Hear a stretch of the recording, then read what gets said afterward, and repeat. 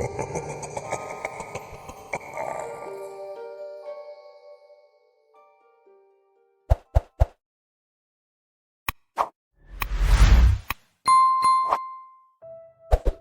was just finishing up dinner when my phone blared with that distinctive emergency alert sound. You know the one, that harsh electronic wail that immediately makes your stomach drop. I glanced at the screen, my fork clattering against the plate. Emergency alert, Chicago lockdown ordered, remain indoors. That was it. No explanation, no time frame, nothing. Just an order to stay inside. I switched on the TV, figuring the local news would have details. Channel 5 was mid-broadcast, the anchor looking unusually tense. Repeating, all Chicago residents are ordered to remain in their homes effective immediately. City officials have not released specific details regarding the nature of this emergency, but have emphasized that this is not a drill. All public transportation has been suspended, and police are establishing checkpoints on major roadways leading into and out of the city. I lived in a modest apartment on the north side, with a decent view of the neighborhood from my third-floor window. Outside, people were hurrying along the sidewalks, some breaking into runs. Car horns blared as traffic clogged the streets, everyone suddenly trying to get somewhere at once. In the distance, I could see flashing lights, probably police establishing one of those checkpoints they'd mentioned. My phone buzzed with texts from friends across the city. Are you seeing this? What's going on? Do you know anything? I tried calling my brother who worked for the city, but couldn't connect. The networks were already getting jammed with everyone trying to reach loved ones simultaneously. I flipped through more channels. Each station had some version of the emergency broadcast, but details varied wildly. Channel 7 mentioned public safety concerns, Channel 9 referenced a potential biological hazard, and Channel 12 was discussing civil unrest downtown. One station showed footage of police in riot gear near Grant Park, while another displayed what looked like hazmat teams unloading equipment near Northwestern Memorial Hospital. Who was I supposed to believe? The internet wasn't much better. Twitter was exploding with contradictory information, everything from terrorist attacks to chemical spills to unconfirmed reports of mass quarantines being established in the loop. Official government accounts were only repeating the same vague, stay indoors message from the original alert.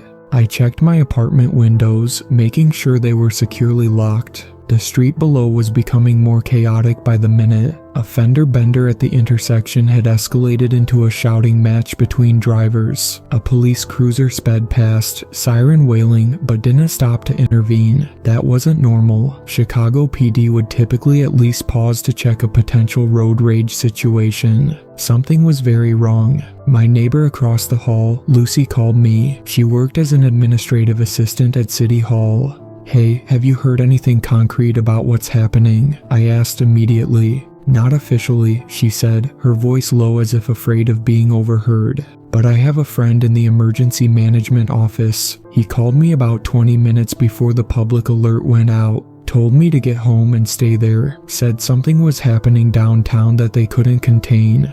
Couldn't contain? Like what? A riot? No, she paused. He mentioned the CDC was involved, and he sounded scared, really scared. I've never heard him like that before. CDC involvement meant something biological, a virus, some kind of outbreak. My mind immediately went to every pandemic movie I'd ever seen. Are you safe? I asked. I'm home, doors locked. But Pete, I saw something weird on my way back from work. There was a man on the train. He started having some kind of seizure. Then he just changed. Started attacking people. His movements were all wrong, jerky, not normal. Police took him down at the Western Station. I've never seen anything like it. It was nearly 8:30 p.m. when the power flickered. Once, twice, then steadied again. That didn't seem good. I filled some containers with water just in case and dug out my emergency flashlight from the kitchen drawer. As I was checking the batteries, someone pounded on my door. Through the peephole, I saw my neighbor, David. His face was flushed, hair disheveled. I'd never seen him looking so frantic. I opened the door cautiously. "Have you heard anything real?" he asked, pushing past me into the apartment without waiting for an invitation. His breathing was labored, like he'd been running. "The news is useless, and there are these vehicles downtown." "What vehicles?" I asked, closing and locking the door behind him. "Government stuff, CDC maybe." I was leaving work late at the Willis Tower when they started showing up. Big white vans, people in protective gear unloading equipment. He pulled out his phone. "I got video before a cop told me to put my phone away and go home."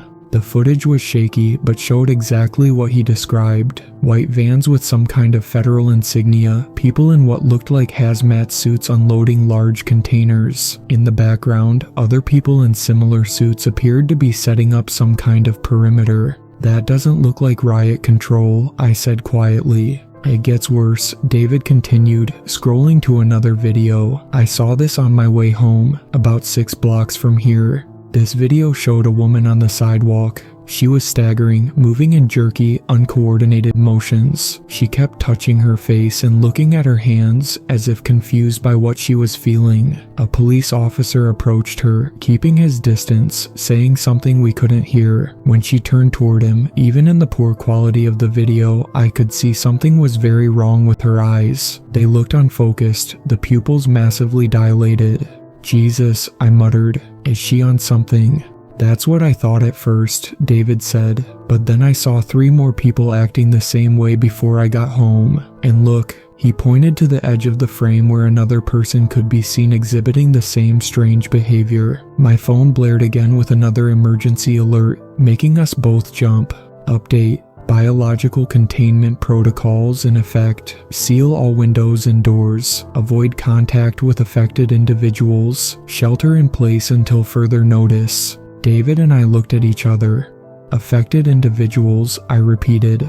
That's when the lights went out completely. In the sudden darkness, the apartment felt much smaller. Outside, car alarms began wailing, and I could hear shouts from the street below. I fumbled for my flashlight, clicking it on. David's face looked ghostly in its narrow beam.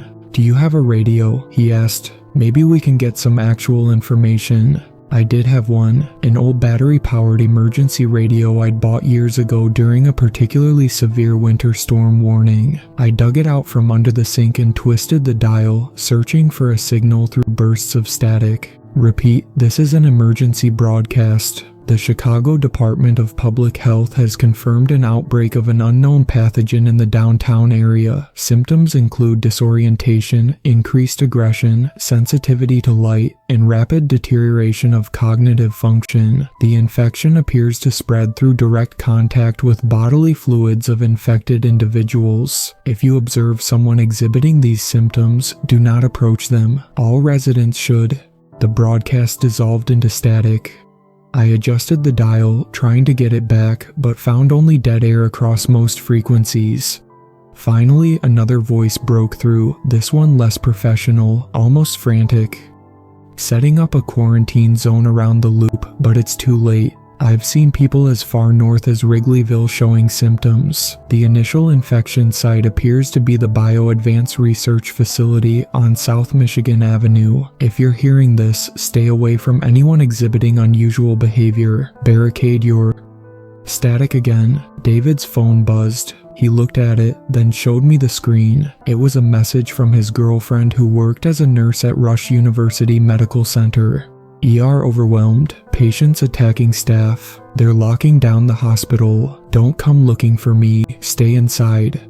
That was when we heard the screaming from the apartment next door. It wasn't the frightened scream of someone who'd just received bad news or been startled in the dark. This was primal, guttural, the sound of someone in agony or in the grip of something beyond reason. It was followed by repeated thumping against the wall we shared with the neighbor. David and I froze, listening. The screaming stopped abruptly, but the thumping continued, more erratic now. It sounded less like someone knocking and more like someone throwing their body against the wall. "Mrs. Kowalski lives there," I whispered. "She's in her 70s.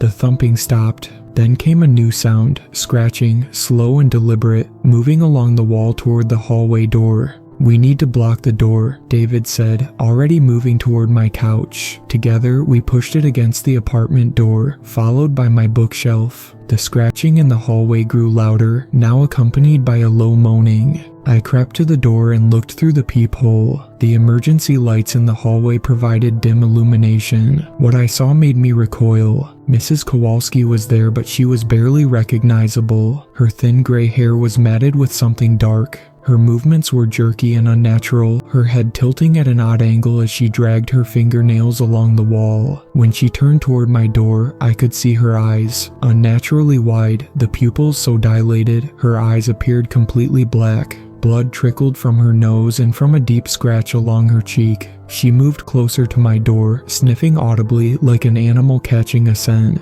"She knows we're in here," I whispered, backing away from the door. "Is there another way out?" David asked. "Fire escape through the bedroom window," I replied. "But we're 3 stories up, and if this thing is spreading across the city..."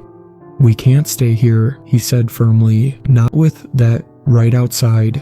I nodded, trying to think clearly. "We need supplies and a plan." We moved quickly, gathering what seemed useful: my flashlight, the radio, bottles of water, some energy bars, a first aid kit. For weapons, our options were limited: a kitchen knife for each of us and a hammer from my small toolbox. I changed into jeans, a warm sweater and sturdy boots, then stuffed a change of clothes into a backpack.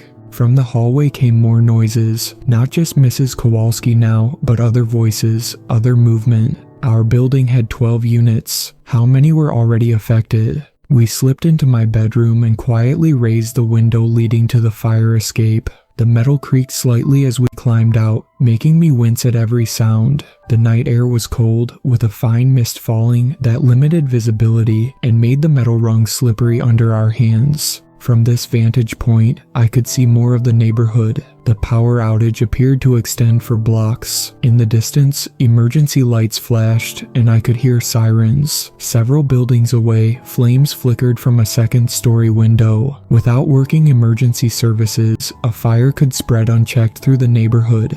We descended carefully to the alley below. It was eerily quiet compared to the usual city sounds. No traffic noise, no distant music from bars or restaurants, just occasional shouts or alarms in the distance. "Where should we go?" I whispered. "My sister lives in Evanston," David replied. "If we could get north, out of the city." I shook my head. "They mentioned checkpoints on the news. I doubt they're letting anyone leave." "What about the university?" he suggested.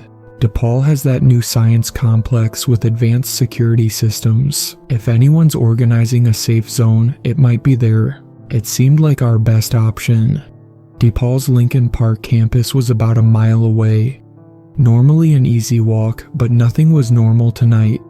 We moved cautiously, staying in shadows, pausing at intersections to check for movement. The streets were littered with abandoned cars, some with doors left open as if their occupants had fled in panic. Twice we had to duck into doorways to avoid groups of people moving erratically through the streets. The infected, I presumed, though in the darkness it was hard to be certain. Their movements were wrong somehow, lurching, twitching, lacking the smooth coordination of normal human motion. At the corner of Fullerton and Sheffield, we encountered a disturbing scene. A city bus had crashed into a storefront, its front end crumpled against the brick facade. The doors were open, but no one was moving inside. As we approached cautiously, I could see dark stains on the windows and seats. Blood. "Let's keep moving," David whispered, pulling me away. A sudden noise from inside the bus made us freeze, a scraping, dragging sound. Then a figure appeared in the doorway, a man in what had once been a business suit, now torn and stained. His movements were those of the infected, halting, uncoordinated. He hadn't seen us yet. We backed away slowly, careful not to make a sound. Too late. A can skittered across the pavement under my foot. The man's head snapped toward us with unnatural speed. His face was a mess, blood streaming from his nose and ears, his eyes just like Mrs. Kowalski's, pupils blown so wide the iris was barely visible. He made a horrible gurgling sound and lunged forward, falling down the bus steps, but immediately scrambling back to his feet with no regard for the awkward angle of his now broken arm. "Run," David hissed, grabbing my sleeve. We sprinted down the street, the infected man giving chase with surprising speed despite his jerky gait. As we ran, more figures emerged from doorways and alleys, attracted by the commotion. They moved with that same wrong, broken motion, some limping, others with limbs at odd angles, but all with the same relentless forward momentum.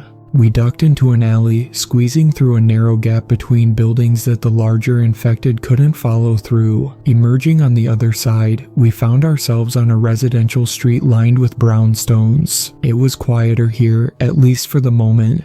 "We need to be more careful," I gasped, trying to catch my breath. "They react to sound." David nodded, leaning against a parked car. "Did you see their eyes? What kind of disease does that?" "I don't know, but it's spreading fast. Mrs. Kowalski was fine this morning when I saw her getting her mail." We continued more cautiously now, moving from shadow to shadow, avoiding open spaces. At Clark Street we encountered our first checkpoint. Police barricades blocked the road, illuminated by floodlights powered by a generator. Officers in tactical gear stood guard, some wearing what looked like partial hazmat protection, masks, and gloves at minimum. We crouched behind an abandoned delivery truck, watching. "They're not letting anyone through," I whispered, observing as a family was turned away, directed back the way they had come. "We need to go around," David replied, "through the residential streets." We backtracked and cut through alleys, working our way north and east. The going was slower and the alleys held their own dangers. Twice we encountered infected individuals, forcing us to retreat and find another route. Once we narrowly avoided a group of looters breaking into an electronics store. After nearly an hour of this careful navigation, we emerged onto Lincoln Avenue. A group of people huddled at a bus stop ahead, illuminated by the beam of a flashlight. They didn't move with the telltale jerking motion of the infected, so we approached cautiously. "Hello," I called softly. "We're not infected." The flashlight swung toward us, momentarily blinding me. "Stay where you are," a man's voice commanded. "Any cuts, scratches, or exposure to bodily fluids in the last 6 hours?" "No," David answered. "We've been avoiding them." The light lowered slightly. "How many in your group?" "Just us two." After a moment's hesitation, the man gestured us forward. "All right, come on, but we're watching you. Any signs of symptoms and you're out." The group consisted of 7 people. The man with the flashlight, who introduced himself as Marcus, an elderly couple, a woman with a teenage son, and 2 college-age guys. They had been trying to reach the same destination we had, DePaul University. "My brother works campus security there," Marcus explained. "He called about 2 hours ago, said they were setting up some kind of safe zone in the science building, said they have generators, supplies, and some of the science faculty are there trying to figure this thing out." "Any idea what this thing actually is?" I asked. Marcus shook his head. "Some kind of virus, that's all I know. My brother said it moves fast, from infection to full symptoms in less than an hour in some cases. It affects the brain somehow." "We should keep moving," the woman with the teenager said anxiously. "The longer we stay in one place." Marcus nodded. "We've been trying to find a clear path. There are infected all over and the police have blocked many of the main streets." Together, our enlarged group continued toward the campus. Safety in numbers seemed like a good strategy, though it made moving stealthily more difficult. We took turns acting as scouts, checking around corners before the whole group proceeded. It was on Webster Avenue that we encountered other survivors. A group of 5 people, armed with makeshift weapons similar to ours, moving with purpose rather than the erratic motions of the infected. Their leader was a tall woman with close-cropped hair who introduced herself as Monica. She had been a graduate student at Northwestern's medical school. "We've got a temporary safe location set up at the science building," she confirmed when we told her our destination. "Professor Reynolds from the virology department is there. He might know something about what's happening." "Have you heard anything official?" I asked as we continued moving together. "Nothing reliable," Monica replied. "Reynolds thinks it's a manipulated virus, something that affects the brain's limbic system almost immediately after infection. It seems to start with disorientation and paranoia, then progresses to aggression and loss of higher reasoning." "Is it airborne?" David asked, the worry evident in his voice. "No, that's the one piece of good news," she said. "It requires direct fluid contact, blood, saliva. That's why the infected attack, they're trying to spread it, but they're not strategic about it. Their cognitive functions are too damaged for complex planning."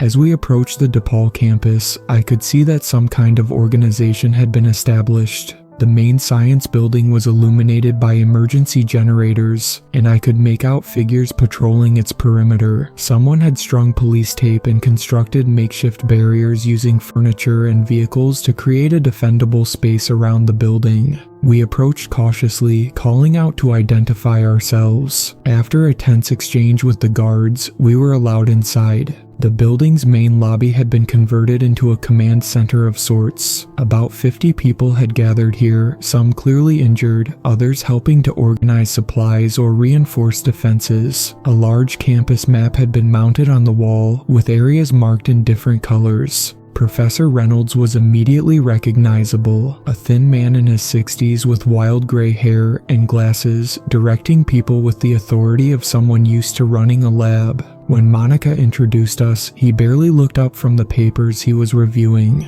"More from the north side. Any military or CDC presence in your area?" he asked. "We saw some federal vehicles downtown earlier," David offered. "White vans, people in protective gear." Reynolds nodded grimly. "They knew about this before it got out. The question is whether it escaped or was released." "Released," I echoed. "You think this was deliberate?" He finally looked up at us, his expression grave. "I worked on a Defense Department project 5 years ago, theoretical applications of neurotropic viruses. When funding was pulled, several samples were supposed to be destroyed. BioAdvance took over the research, ostensibly for developing treatments for neurodegenerative diseases." He removed his glasses, rubbing the bridge of his nose. "The symptoms you're seeing match the theoretical models almost exactly." "Why would anyone release something like this?" asked Marcus, who had been listening intently. Reynolds shrugged. "Terrorism, corporate espionage, military application testing gone wrong. It could be any number of reasons." "Can it be treated?" I asked. "Or cured?" "In theory, yes. The virus targets specific neurotransmitter systems. If we could develop a compound to block the receptors or interfere with viral replication. But we'd need a proper lab, samples from infected individuals, time." He trailed off, the impossibility of the task apparent in his expression. "So, what's the plan here?" David asked, looking around at the makeshift command center. "Survive," Reynolds said simply. "Gather information. Try to establish contact with authorities outside the quarantine zone. They may have more resources, more information than we do." A young woman approached, carrying a clipboard. "Professor, we've completed the inventory. We have enough food for about 5 days. If we're careful, medical supplies are limited, but adequate for minor injuries. Water pressure is still good, but if the municipal systems fail..." "Thank you, Jennifer," Reynolds nodded. "Set up a rationing system and organize collection teams for additional supplies if necessary." As they continued discussing logistics, I wandered toward one of the windows, looking out at the campus grounds. The area immediately around the building had been cleared, but beyond that perimeter I could see movement, the jerky, disjointed motion of the infected wandering aimlessly in the darkness. "How many of them are out there, do you think?" David asked, coming to stand beside me. "Too many," I replied quietly. "And it's only been, 6 hours since the first alert. How fast is this thing spreading?" A commotion at the entrance interrupted us. 2 of the guards were arguing with a man in a blood-stained uniform, not military, but some kind of private security. "Let him in," Reynolds called. "I know him." The man staggered forward. Though visibly exhausted, he showed none of the telltale signs of infection. "Professor," he greeted Reynolds. "It's worse than we thought. They've lost containment downtown completely. The CDC is pulling out." "Pulling out," Reynolds repeated. "They can't just abandon the city. They've already started." I overheard the orders. "They're establishing a quarantine perimeter around the entire Chicago metropolitan area. No one in or out. They're writing the city off."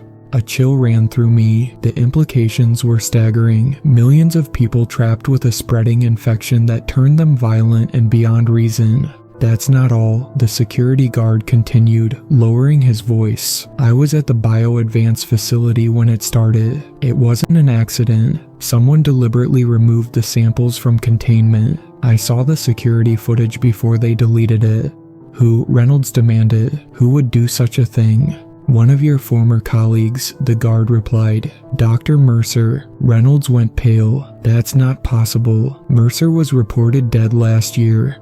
Apparently not, the guard said grimly, and there's more. This wasn't just about Chicago. Before I lost access to the communications system, I saw reports of similar outbreaks beginning in Detroit, Milwaukee, and Indianapolis. This is coordinated. The room fell silent as the implications sank in. This wasn't just a local containment issue, it was potentially a multi-city bioterrorist attack. Why Chicago? Someone asked. Why these cities? Major transportation hubs, Reynolds replied, his voice hollow. Airports, train stations, shipping. If you wanted to spread something nationwide, even globally, these would be your starting points.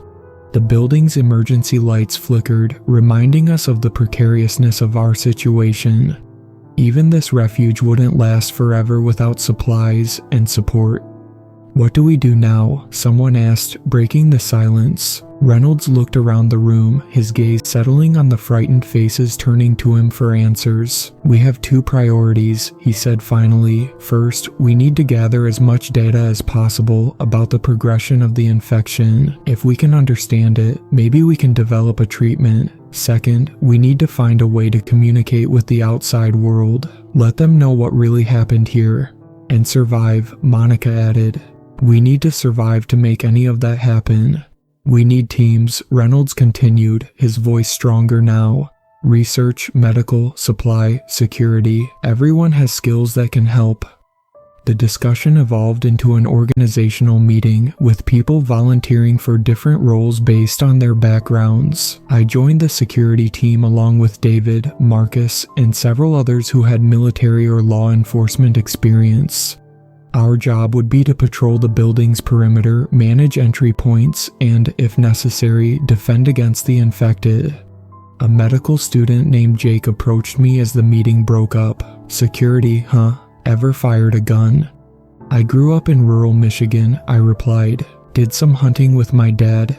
He nodded approvingly. Good, we might need that. Campus security had a few weapons, but not many, mostly just batons and tasers. How effective are weapons against them? I asked. The infected, do they feel pain? They do, but they don't respond to it normally, Jake explained. The virus affects the limbic system, which processes emotional responses like fear and pain. They still have physical reactions, damage a muscle enough and it won't work, but they don't have the normal self-preservation instincts that would make a person stop because of pain. So headshots, like in zombie movies. Jake grimaced. These aren't zombies, but yes, brain damage is the most effective way to stop them. The virus creates a hyper-excited state in the brain, disrupt that, and they go down. By midnight, we had established a rough routine, teams of 4 patrolling in 2-hour shifts, checking the building's perimeter and securing entry points. The science labs had been converted into research spaces, with Reynolds and a small team examining blood samples from several people who had been injured, but not infected during their escape to the building. During my first patrol, I got a better sense of our situation. The science building was a modern, 5-story structure with limited entry points, which made it defensible. The main issue was the large glass windows on the ground floor, easy to break if a large group of infected decided to rush the building. Some of the engineering students were already working on reinforcing these vulnerable points with furniture and metal shelving units. The campus itself was in disarray. Abandoned backpacks and personal items littered the walkways, evidence of students' hasty evacuation. Occasionally we would spot infected individuals wandering aimlessly around the quad or between buildings. They seemed to move without purpose until they detected movement or sound, at which point they would become suddenly focused and aggressive. They hunt by sound more than sight, observed Marcus, who was on patrol with me. Their visual processing must be affected by the virus. Small blessing, I murmured, watching as an infected stumbled past our position without noticing us in the shadows. By 2 a.m., I was exhausted, but too keyed up to sleep. After my patrol ended, I made my way to the research labs where Reynolds and his team were still working. Any progress? I asked, standing in the doorway. Reynolds looked up from a microscope. We've identified the basic structure of the virus. It's definitely engineered, combining elements of rabies, influenza, and several other viral components. The incubation period is remarkably short, sometimes as little as 20 minutes from infection to first symptoms. Is there any hope for a treatment? Maybe. He gestured to a whiteboard covered in chemical formulas. We're working on a compound that might slow the progression, give the body's immune system time to respond. But without proper equipment, proper facilities, he sighed. It's like trying to build a spacecraft with household tools.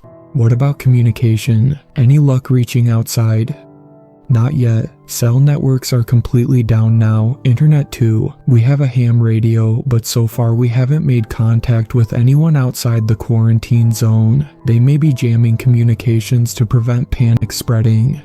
I moved to the window, looking out at the dark city. Chicago's familiar skyline was now ominous, most buildings dark silhouettes against the night sky, occasional flashes of light. Fires, explosions, or emergency vehicles punctuated the darkness. Somewhere out there, the infection was spreading, person by person, neighborhood by neighborhood. As I watched, my radio crackled to life, making me jump. I'd forgotten it was still in my pocket. Through bursts of static, a voice emerged. This is an emergency broadcast from the National Guard. The Chicago metropolitan area is now under complete quarantine by executive order. All highways, railways, waterways, and airspace are closed. Anyone attempting to leave the quarantine zone will be detained or neutralized. Remain in secure locations. Assistance is being coordinated. Stand by for further instructions.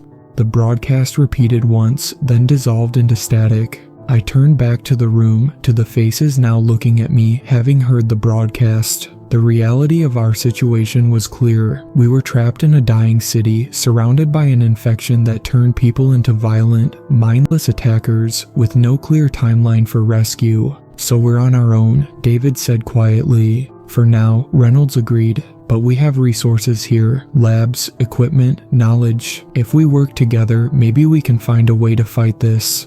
The next day brought new challenges. The water pressure had dropped significantly overnight, suggesting that the municipal systems were failing. Our security patrols reported increased numbers of infected around the campus, with several large groups gathering near the building. They weren't coordinating or planning. They simply seemed drawn to the location, perhaps by the lights or occasional sounds from within. During a morning meeting, the security team discussed options. We need to do something about those groups, Marcus argued. If they keep gathering, eventually they'll break through our defenses by sheer numbers. What are you suggesting? Asked Monica. We don't have the firepower to clear them all out. Distraction, I suggested. Something to draw them away from the building. They follow sound, right? What if we set up some kind of noise source at a distance? The idea evolved into a plan. Using parts from cars in the campus parking lot, we created several noise-making devices, essentially car alarms rigged to portable batteries. These would be placed at strategic points around the campus, drawing the infected away from our building. It was risky work. David, Marcus, and I volunteered for the first placement, venturing out armed with makeshift weapons. A baseball bat for Marcus, a fire axe for David, and a crowbar for me. We moved quietly, staying in shadows, freezing in place whenever an infected wandered too close. The first device was placed successfully in the library, 2 buildings away. We triggered it and retreated quickly as the blaring alarm began attracting infected from across the quad. The second device was positioned in the student center, and the third near the campus bookstore. As we were placing the final device, disaster struck. Marcus tripped over an abandoned bicycle, the clatter echoing loudly in the empty street. Instantly, heads turned in our direction, a group of infected that had been milling around the corner of the building. Run, David hissed, grabbing my arm. We sprinted back toward the science building, the infected in close pursuit. Their movements may have been uncoordinated, but they were fast, driven by a feral aggression that made them fearless. As we rounded the corner to the building's main entrance, I looked back to see Marcus stumble. Before I could react, 2 infected were on him, their movements violent and predatory. His screams echoed across the quad as we reached the doors, hammering to be let in. The security team pulled us inside, slamming the doors shut behind us just as the first infected reached them. "Marcus?" someone asked, seeing our expressions. David just shook his head. The loss hit the group hard. Marcus had been well liked, a natural leader who had helped organize our security protocols. His absence left a gap that was felt immediately. Despite the tragedy, our plan worked. The noise-making devices drew many of the infected away from the immediate vicinity of the science building, giving us some breathing room. But we all knew it was a temporary solution at best. That afternoon, Reynolds called a meeting to share the research team's findings. "We've identified something unusual about the virus," he announced, his face grave. "It doesn't just attack the brain, it appears to be altering neural pathways, creating new connections while severing others. The infected aren't just damaged versions of themselves, they're being rewired into something else." "What does that mean for treatment?" someone asked. "It complicates things significantly," Reynolds admitted. "Once these changes occur, they may be irreversible. Our best hope would be to catch the infection in its earliest stages, before major neural restructuring begins." "How long do we have after infection?" David asked. "Based on our observations, 30 minutes at most. After that, the changes accelerate rapidly." A somber mood settled over the group as the implications became clear. If any of us became infected, we would have mere minutes to receive treatment, assuming a treatment could even be developed. Later that evening, I joined Monica on the roof of the building, where she had established an observation post. From this vantage point, we could see much of the surrounding area, including the distant Chicago skyline, now dark except for occasional fires. "Things are getting worse out there," she said, passing me a pair of binoculars. "Look at Michigan Avenue." Through the binoculars I could see what she meant. The famous shopping district was in chaos, stores looted, cars abandoned in the street. Small groups of survivors barricaded in buildings while infected roamed freely outside. "Do you think anyone's coming for us?" I asked, lowering the binoculars. Monica was silent for a moment. "I think they're containing it, probably setting up a perimeter around the entire city, making sure nothing gets out. If the guard's announcement was accurate, they're not letting anyone in or out. They can't just leave millions of people to die." "Can't they?" Her voice was bitter. "History is full of sacrificed populations. If this infection is as engineered and dangerous as Reynolds believes, the government might decide that losing Chicago is preferable to risking a nationwide outbreak." I didn't want to believe she was right, but the evidence was mounting. No rescue helicopters had appeared, no large-scale military presence was visible.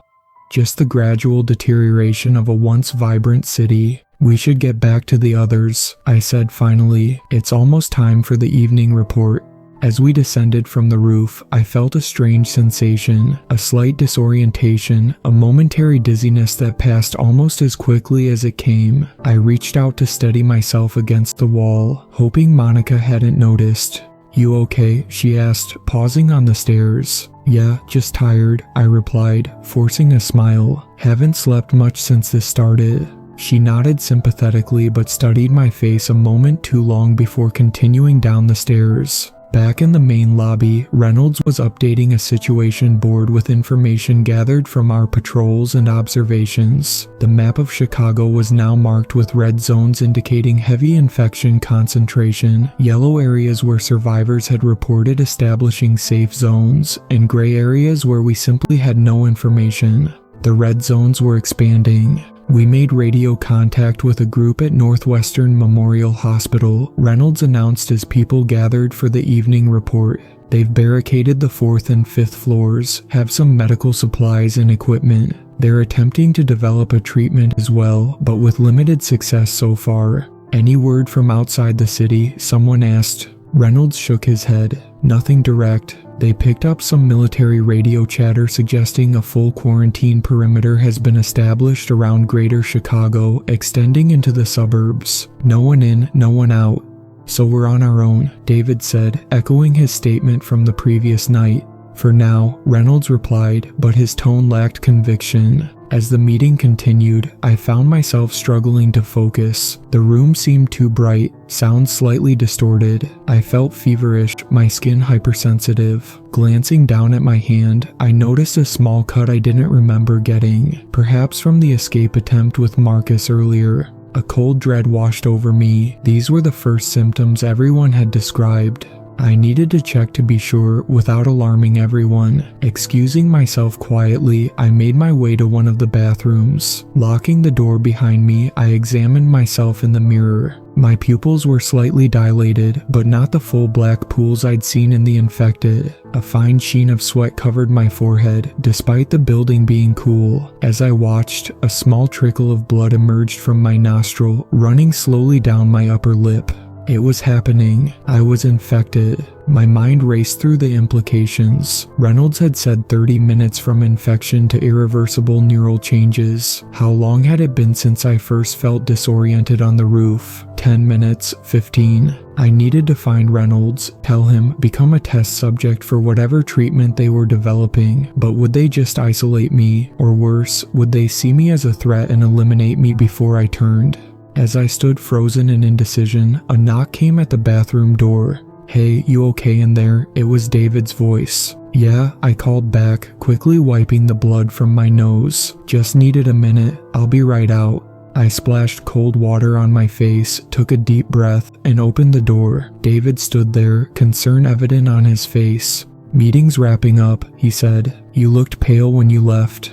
"Just tired," I repeated the excuse, "and everything that happened with Marcus." He nodded, understanding. "We've all been through a lot. Try to get some rest. I'll take your patrol shift tonight."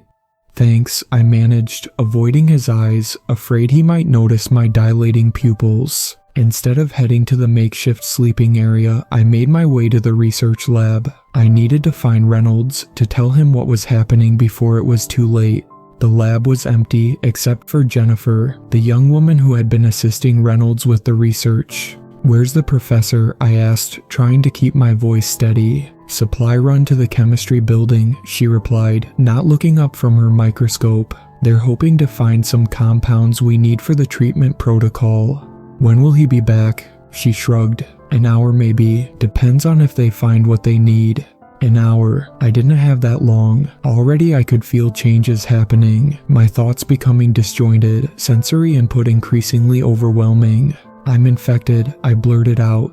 Jennifer's head snapped up, her eyes wide with fear. She pushed her chair back, putting distance between us. "Are you sure?" I nodded, showing her the small cut on my hand. "From earlier today, during the distraction mission, I'm having symptoms. Disorientation, nosebleed, sensitivity to light." Her fear visibly battled with scientific curiosity. "How long since first symptoms?" "Maybe 15, 20 minutes. She glanced at a nearby cabinet, then back at me. "The treatment protocol isn't ready. The compounds Reynolds is getting might help, but we don't have them yet." "There must be something," I pleaded. "Some preliminary version, something to slow it down until he gets back." Jennifer hesitated, then nodded. "We have a compound that showed some promise in vitro. It's not tested, might have side effects, but it could slow the neural changes." "I'll take it," I said without hesitation. She moved cautiously to a refrigerated cabinet, keeping her distance from me. "Sit there," she directed, pointing to a chair far from the exit. "Don't move." I complied, fighting the growing urge to pace, to move, to lash out. My skin felt like it was crawling, my muscles twitching with unwanted energy. Jennifer prepared an injection, her movements precise despite her obvious fear. "This contains a neuroinhibitor that might slow the virus's activity in the limbic system. It won't cure you, but it could buy time." "Do it," I said, rolling up my sleeve. She approached cautiously, the syringe extended. "I need to find Reynolds right away. You need to be secured, just in case." I nodded, understanding. "There's a supply closet over there with a lock." I can wait inside. After administering the injection, Jennifer helped me into the closet, a small room with shelves of lab supplies and a door that locked from the outside. It wasn't comfortable, but it was secure. "I'll find Reynolds," she promised, closing the door. I heard the key turn in the lock, then her footsteps hurrying away. Alone in the darkness, I focused on my breathing, trying to stay calm, to hold on to my humanity. The injection site burned, the compound spreading through my bloodstream like fire. Was it helping, or just adding a new layer of discomfort to the progression of the virus? Time became distorted. Minutes stretched into what felt like hours. The darkness of the closet was a blessing. My eyes had grown increasingly sensitive to light, but other sensations were heightened to an unbearable degree. The sound of my own breathing thunderously loud, the smell of chemicals on the shelves overwhelmingly pungent. I'm not sure how long I waited before I heard voices outside the closet door. "In here," Jennifer was saying. "I administered the preliminary compound about 30 minutes ago." The lock turned and the door opened. I squinted against the sudden light, raising a hand to shield my eyes. Reynolds stood there, flanked by Jennifer and 2 security team members holding improvised weapons. His expression was a mix of scientific interest and human concern. "How are you feeling?" he asked carefully. "Like my skin is trying to crawl off my body," I answered honestly, "but I'm still me, I think. I can still reason, still understand what's happening." Reynolds nodded, making notes on a clipboard. Pupils dilated, but not completely. Nosebleed has stopped. Sensitivity to light present. Cognitive function still largely intact. He looked at me directly. "This is remarkable. At this stage, most infected have lost speech capacity and higher reasoning." "The compound worked?" I asked hopefully. "It appears to have slowed progression significantly. We need to get you to the treatment room. We have the compounds from the chemistry building. We might be able to develop a more effective treatment now." I stood shakily, aware of the security team watching my every move. I'm not going to attack anyone." "We believe you," Reynolds said calmly, "but we'll take precautions anyway." They escorted me to a room that had been set up as a treatment area with a hospital bed secured with restraints. I didn't protest as they strapped me down. It was the right call, given what we'd seen of the infection's progression. "The treatment will be administered in stages," Reynolds explained as Jennifer prepared an IV line. "First, a more refined version of the neuroinhibitor to further slow the virus's activity. Then, a compound that should interfere with the virus's ability to rewrite neural pathways. Finally, an immune booster to help your body fight the infection." I nodded, trying to stay focused on his words. The effort required to maintain a coherent thought process was increasing by the minute. "Will it work?" I managed to ask. Reynolds hesitated. "You're our first test subject. The timing works in our favor, catching it early enough that major neural restructuring hasn't occurred. But I won't lie to you, this is experimental at best." "Better than the alternative," I said, attempting a smile that felt wrong on my face. The treatment began. The first injection burned worse than Jennifer's preliminary compound, sending waves of fire through my nervous system. I arched against the restraints, a cry escaping my lips before I could stop it. "Normal reaction," Reynolds assured me, checking my vital signs. "The compound is targeting infected neural tissue. Pain receptors will be triggered temporarily." The second phase was worse, not more painful, but disorienting in a profound way. My perception fragmented, reality breaking into disconnected pieces that refused to form a coherent whole. Colors separated from objects, sounds detached from their sources. I lost time, consciousness flickering in and out. At some point during this phase, I became aware of raised voices in the room, showing signs of aggression. "Restraints are holding. Increase the dosage. Might kill him. Already losing him." Then darkness claimed me completely. I awakened to a dimly lit room, the restraints still securing me to the bed. My head throbbed with a dull, persistent ache, but the crawling sensation in my skin had subsided. I felt weak, wrung out, but strangely clearer than before. "He's awake," someone said softly, Jennifer's voice. Reynolds appeared in my field of vision, studying me intently. "Can you speak?" he asked. Yes, I croaked, my throat painfully dry. What happened? You've been unconscious for nearly 18 hours, he replied. The treatment triggered a severe reaction, seizures, elevated temperature, temporary increase in aggression, but your latest blood work shows dramatically reduced viral load. Does that mean? The treatment appears to have worked, at least partially. The virus is still present but at significantly lower levels, and your body's immune system seems to be containing it. Neurological readings suggest the restructuring has been halted and possibly partially reversed. Hope flickered inside me, so I'm not going to turn into one of them. I believe the immediate danger has passed, Reynolds said cautiously, but we need to continue monitoring you. This is uncharted territory.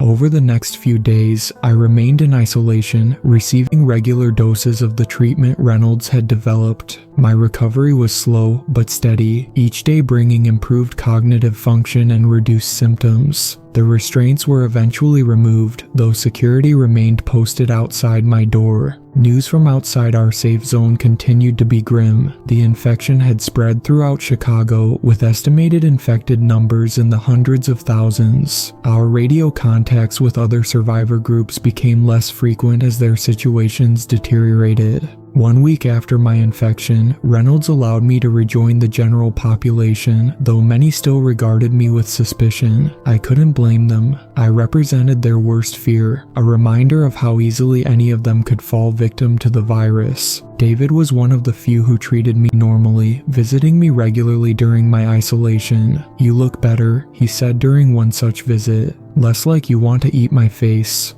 I appreciated his attempt at humor. Reynolds says the virus is nearly undetectable now. I'm officially the first successful treatment case. That's huge, David said, his expression brightening. It means there's hope for anyone who gets infected. Have they figured out how to mass produce the treatment?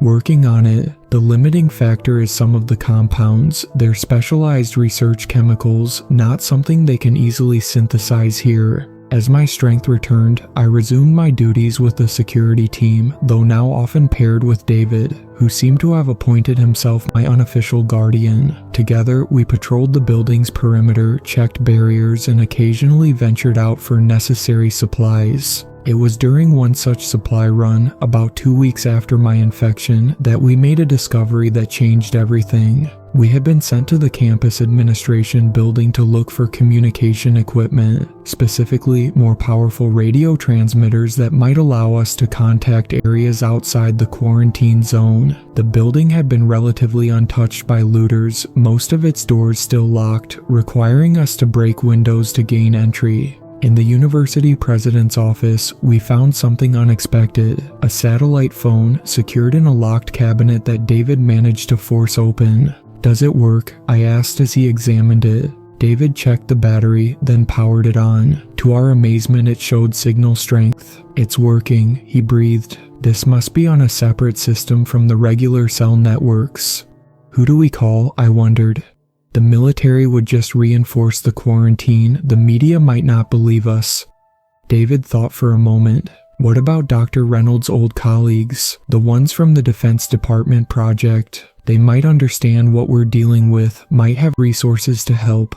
It seemed like our best option. We secured the phone and hurried back to the science building, avoiding a group of infected that had wandered onto campus. Reynolds was cautiously optimistic when we showed him our find. If we can reach Dr. Keller at Johns Hopkins, she might be able to help. She worked on the original project and opposed its continuation. She'd understand the ethics of the situation. Using contact information Reynolds still had memorized, we placed the call. After several tense minutes of explanation and verification, Dr. Keller agreed to help. She had connections with both CDC leadership and independent biotech firms that could bypass normal governmental channels. "I'll need detailed information on your treatment protocol," she said over the satellite connection, "and evidence of its effectiveness. If it works as you describe, we can potentially mass produce it and deliver it into the quarantine zone." "How?" Reynolds asked. "The military has the entire area locked down."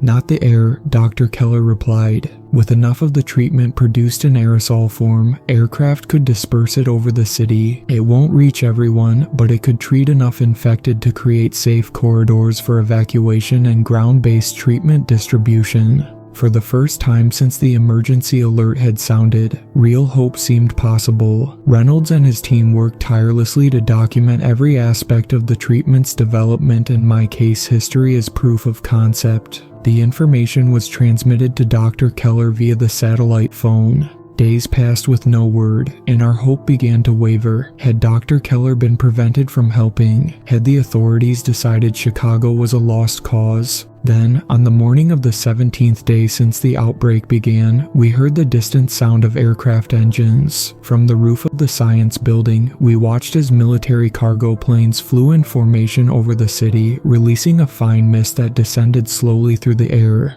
The treatment, Reynolds breathed. They did it. Over the following days, we observed a gradual but remarkable change. The infected began to slow, their aggression diminishing. Many collapsed, their bodies finally responding to the trauma and exhaustion they had endured. Others wandered in a daze, no longer attacking but not fully recovered either. Radio contact with military units finally came 3 days after the aerial treatment began. National Guard forces were establishing safe corridors through the city, evacuating survivors and administering more direct treatment to the infected, who had received sufficient aerosol exposure to render them nonviolent. Our group at DePaul was among the first to be evacuated, given Reynolds' role in developing the treatment. As we were escorted to military transport vehicles, I looked back at the building that had been our sanctuary through the nightmare. "What happens now?" David asked as we climbed aboard. "Quarantine for everyone from the city," the guard officer replied matter-of-factly. "Testing, treatment where needed. Debriefing for all of you. This incident is now classified at the highest levels." "In the city?" I asked. He hesitated before answering. "Chicago will remain under quarantine for the foreseeable future. Cleanup operations are ongoing. It will be years before any parts of the city are habitable again." As our vehicle joined a convoy heading out of the city, I caught glimpses of the devastation: burned buildings, abandoned vehicles, streets still littered with evidence of panic and violence. The Chicago I had known was gone. The military established a massive quarantine and treatment facility in rural Wisconsin, far from population centers. We were processed, evaluated, and separated into groups based on exposure levels. As a successfully treated case, I was of particular interest to the medical teams. For weeks, I underwent tests, scans, and interviews. The virus had left subtle changes in my neurological patterns, nothing that affected function, but detectable under the right scanning techniques. The doctors assured me I was no longer infectious and posed no threat, but the knowledge that I carried these permanent markers of the infection was unsettling. Reynolds, Jennifer, and their research team were debriefed extensively by government scientists, their treatment protocol refined and improved for wider application. The outbreak had been contained to the initially affected cities, though at a terrible cost in lives. Gradually, survivors were released from the quarantine facility, provided with new identification, temporary housing, and strict confidentiality agreements. The official story released to the public described a hazardous chemical spill that had necessitated the evacuation of affected areas. Satellite imagery of Chicago and the other cities was restricted, news coverage carefully controlled. 6 months after the outbreak, I found myself living in a small apartment in Portland, Oregon, about as far from Chicago as I could reasonably go. The government's relocation program had provided basics, but rebuilding a life from scratch was challenging. Many nights I woke in a cold sweat, the images of infected people etched into my memory, the phantom sensation of the virus crawling through my system haunting me. David had been relocated to Seattle, close enough that we occasionally met to talk about what we'd experienced. Like many survivors, he struggled with PTSD, with the knowledge of what had happened and the obligation to keep it secret. During one such meeting, sitting in a quiet corner of a coffee shop, he showed me something on his tablet. a medical research paper published by Reynolds and Dr. Keller ostensibly about treatment protocols for a rare prion disease. To the uninformed reader, it appeared to be standard academic research, but we recognized the disguised description of the Chicago virus and its treatment.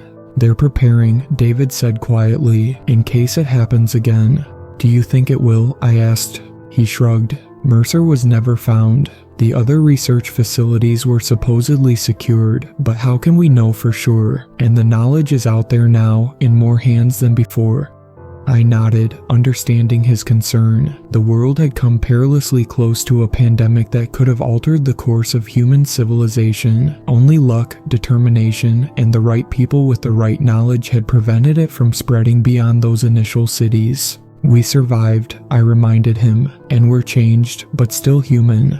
"Are we though?" David asked, his voice barely audible. "Sometimes I wonder if any of us who were there, who saw what happened, who breathed that air, I wonder if we're all not carrying a little bit of it with us. Not the virus itself, but something else.